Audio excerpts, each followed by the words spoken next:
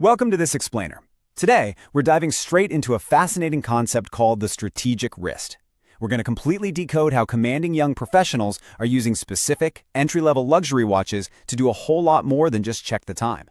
They're using them to gain status, acquire psychological leverage, and, most importantly, retain their capital. You see, the source material argues that millions of guys are falling into a massive financial trap simply by buying the wrong assets. So let's break down exactly how this strategy actually works. Let me ask you something right off the bat.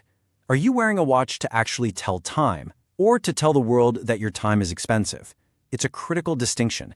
The reality is, dropping $500 on some mass-produced, gold-plated fashion watch might actually be sending the exact opposite message you want.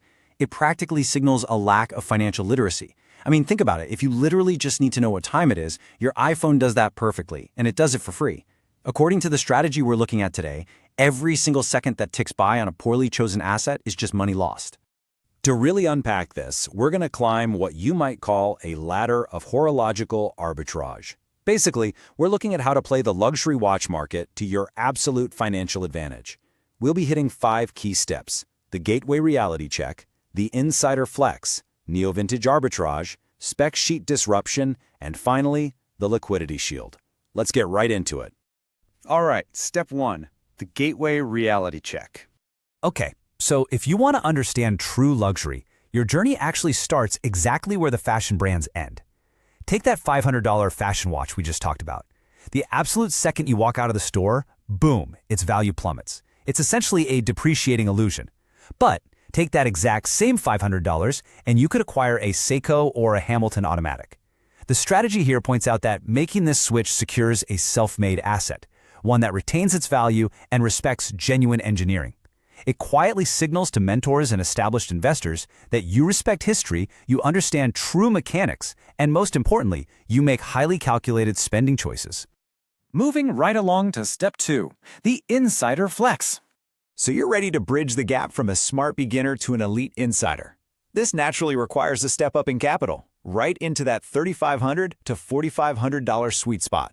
Now, the absolute standout in this tier is Tudor, and it's super fascinating because Tudor was actually founded by Hans Wilsdorf, who, if you didn't know, is the exact same visionary behind Rolex.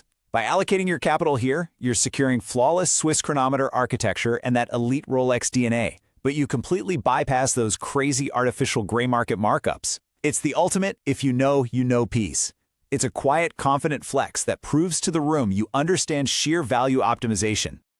Which brings us to step 3, neo-vintage arbitrage.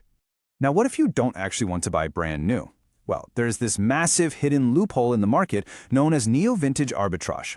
Basically, this is the strategy of hunting down pre-owned watches from the late 90s through the 2000s. We're talking heavy hitters like Omega or Cartier.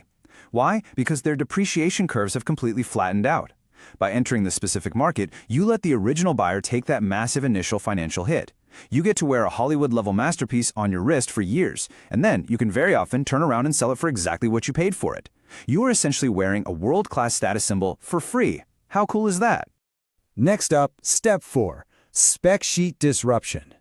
Okay, but let's say you absolutely demand brand new cutting-edge technology, but you still want that elite insider status. You have to look at the modern market disruptors. Think along the lines of the Long Spirit or the Christopher Ward 12. For under $2,500, you can secure a weapon of a watch that completely disrupts luxury horology. These brands are literally mimicking the build quality of $20,000 Holy Trinity watches, but for a tiny fraction of the cost. It's honestly very similar to how fintech completely disrupted the traditional banking sector. And choosing one of these disruptors sends some very specific, highly respected signals. We're talking flawless case finishing, hyper-accurate COSC-certified movements, and just stunning integrated bracelets.